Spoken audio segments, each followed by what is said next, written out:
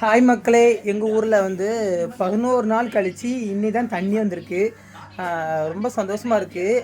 11 நாளாக தண்ணி இல்லாமல் ரொம்ப கஷ்டப்பட்டோம். கொஞ்சம் எங்கள் ஊர் கூடங்குளம் தான். கொஞ்சம் தண்ணி தர மாதிரி நாங்கள் உங்களை ரொம்ப அன்போடு கேட்டுக்கிறோம். இந்த மாதிரி 11 நாள் 12 நாள்லாம் எங்களால் சமாளிக்க முடியாது. நான் வந்து இங்கேருந்து 1 கிலோமீட்டர் போய் நாங்கள் தண்ணி போய் எடுக்க வேண்டியிருக்கு. ரொம்பவே கஷ்டமாக இருக்குது. இன்றைக்கி வந்து 11 நாள் கழித்து தண்ணி விட்டோன்னா ரொம்ப சந்தோஷமாக இருக்குது.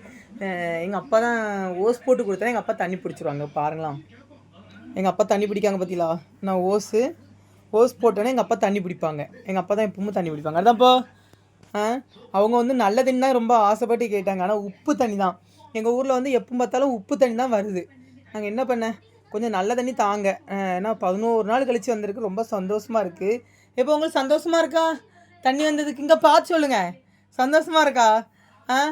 ரொம்ப நாள் தண்ணி இல்லைன்னு கஷ்டமாயிட்டோ? இங்கே பார்த்து சொல்லுங்கள் சந்தோஷமாக இருக்கா இல்லையா? மக்களே, ரொம்ப நாள் கழித்து தண்ணி வந்தோன்னே எங்கள் அப்பாவுக்கு ரொம்ப சந்தோஷமாக இருக்குது. ஏன்னா அவங்க வந்து தண்ணி வந்தோன்னே அதிர்ச்சி ஆகிட்டாங்க. அதான் இப்போ அவங்க வந்து கொஞ்சம் கோவத்தில் இருக்காங்க. ஏன்னா 11 நாள் கழிச்சு தண்ணி ஊற்றினா எல்லாத்துக்குமே கோவம் வருமா வராதா? வரதான் செய்யும். அதான் எங்கள் அப்பா கோவத்தில் இருக்காங்க.